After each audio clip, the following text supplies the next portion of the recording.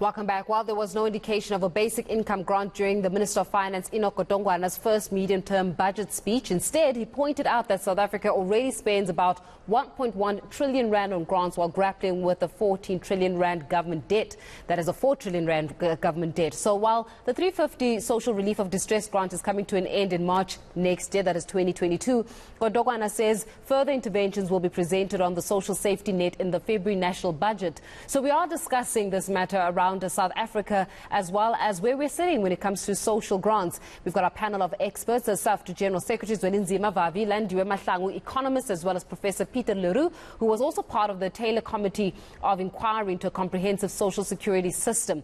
You know, gentlemen, we're speaking a little bit before the break around the sustainability of even having a social a relief grant. And one thing that has been established is that according to right now current economic policy, it is not sustainable.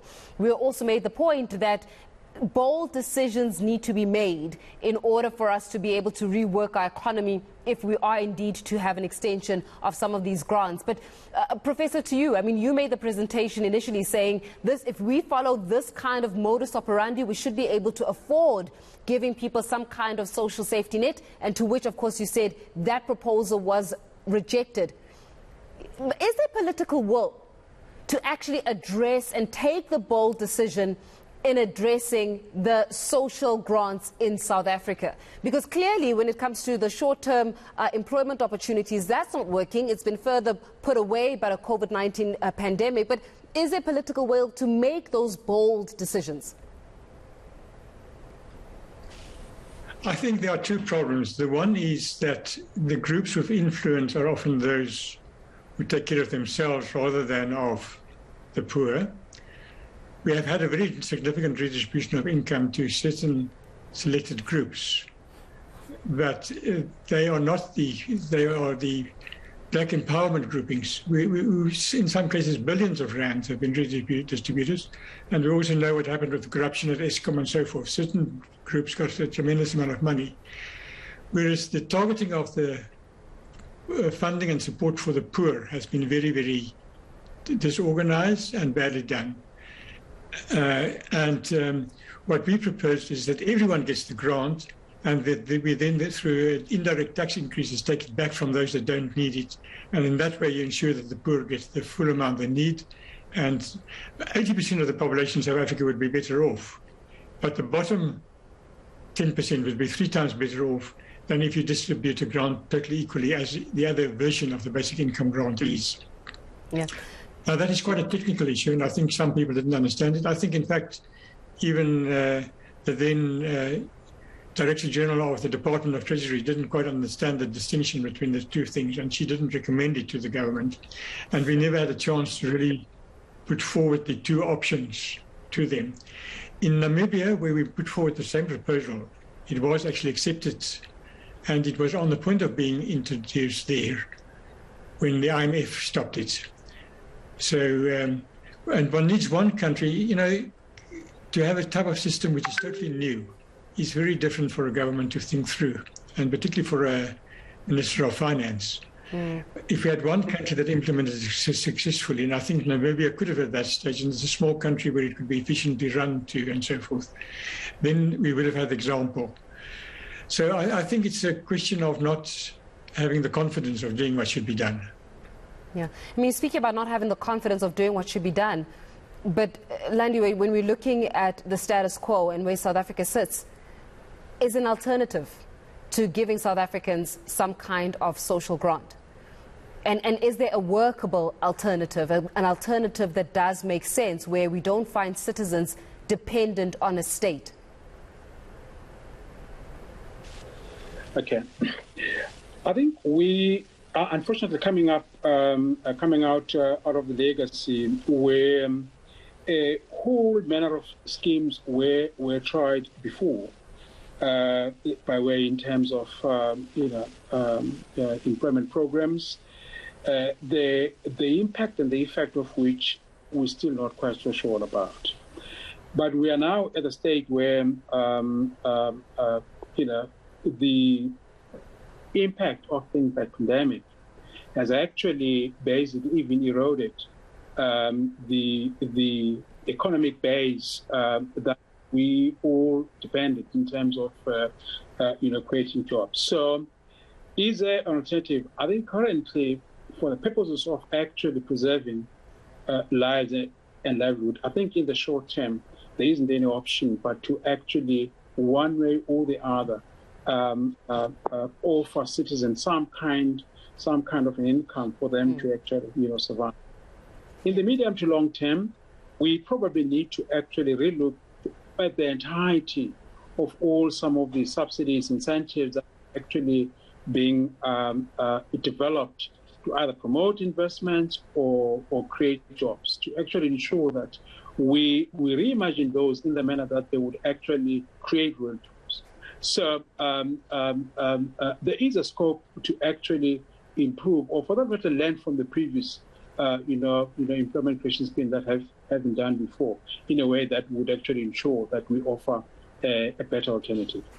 So, Elizabeth, let's talk about jobs for a second here, because a lot of South Africans, and I'm sure you would witness to this, around how a lot of South Africans are saying some of the lower income jobs or the lower paying jobs, they're still jobs. What we're finding is that a lot of them are not being filled by South Africans, that there's been a growing call for policy that would see South Africans being prioritized in some of the job opportunities, where you're finding now that a lot of the lower income jobs as well are being taken by foreign nationals and unfortunately being taken advantage of by employers because it's a form of cheap labor, especially those that are undocumented foreign nationals, where they then become a form of cheap labor, and then you find that a South African who could do the job cannot do the job because they can't do the job for the amount that is being put forward, and the foreign national who may be undocumented is doing the job because there's no other alternative, there's nowhere else to go. Where are we sitting when this comes to this policy shift and actually taking a stand on who gets prioritized with what work employments or job opportunities and when? I just wanted to make a comment on your earlier question, Faith, about whether we can sustain, whether this is affordable. I think the question that we should be asking ourselves is, can we afford not to pay the 350 grant to the 9 million South Africans? Can we afford not to pay the pension and the child support grants and others to the 18 million South Africans who rely on them? What will be the consequences of removing those grants? And in our view, no responsible government can afford to remove those grants unless you want the July moment to be all over the country in many, many fold. We cannot afford not to do that. And that's why Saftu, together with a range of other unions and civil society formations, continue to make a call on the government to introduce a comprehensive social security system that will be underpinned by the basic income grant to improve the social wage, including addressing the crisis of a poor transport system in the country, the introduction of the national health insurance, such that even this layer of workers that we are speaking about, what we call the working poor, the precarious jobs that have now become such a prominent feature in our economy, can at least be cushioned from having to pay high transport costs, high medical costs, and all of that. So we have no option. The only option, and this is the point that I think we must emphasize, the only option is to restructure the economy of South Africa, to overhaul it and make it to be based on meeting the most basic needs of our people. But is there political will, Mr. Vavi, to overhaul this economy? Is there even a need and a will to do so? There isn't. I think our leadership have long been captured by the financial sector to stay within the status quo, irrespective of the consequences. They are refusing to look at any other option. They are telling us that there is no alternative when they know that there are dozens and dozens of other alternatives to neoliberalism and austerity program. I think that one of the issues that we must raise as we are commenting on the medium-term budget policy statement is that actually the government had a plan to cut the social grants by 36 billion rands.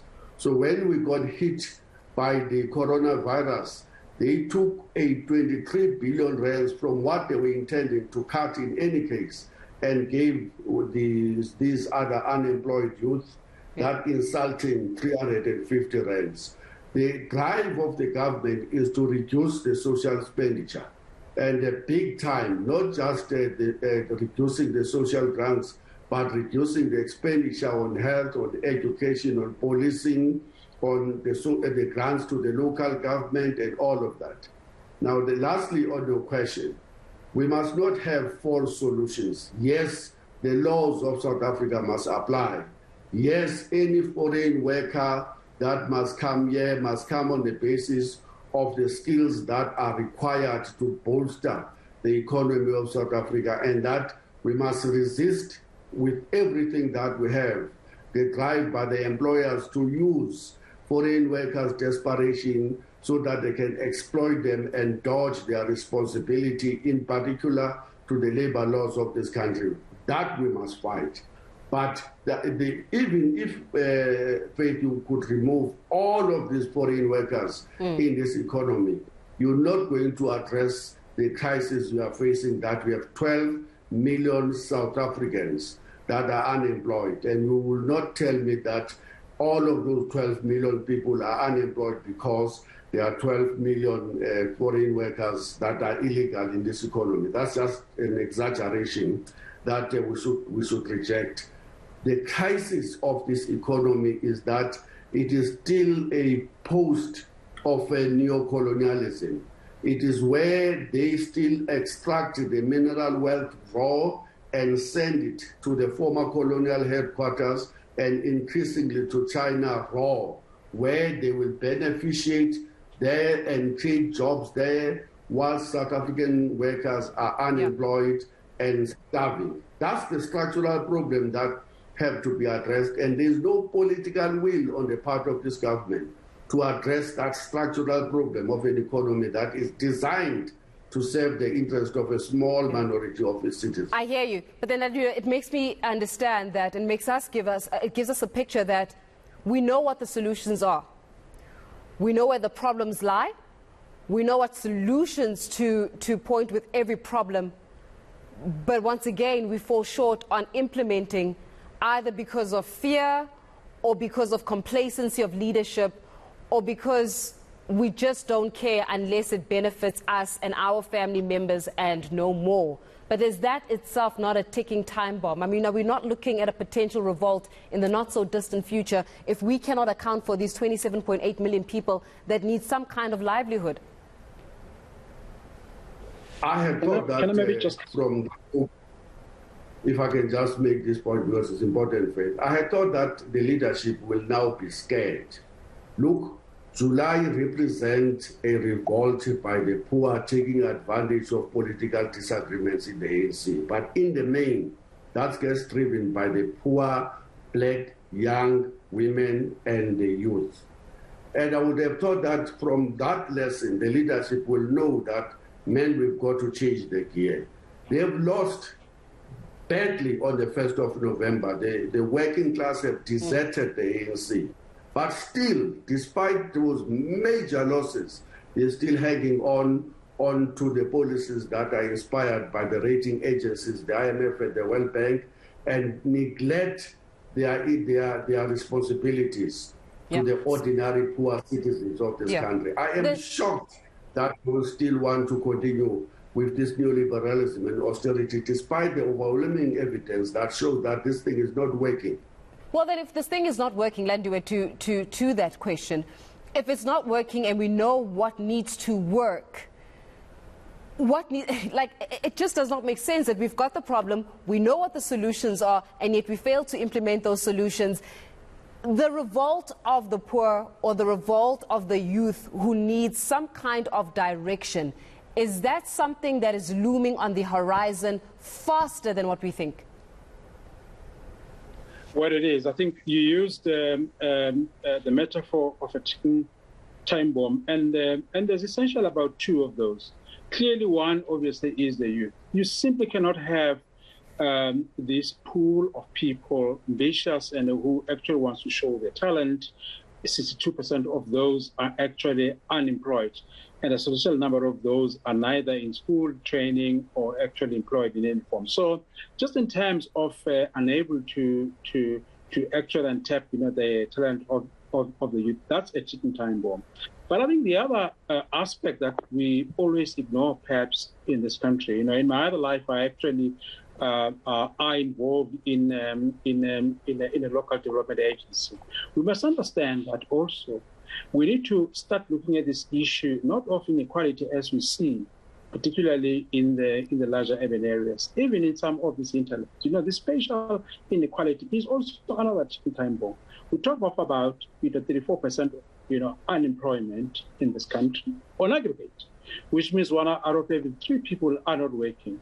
But in some other areas, for instance, in this area, you have literally almost the entire town or village actually unemployment.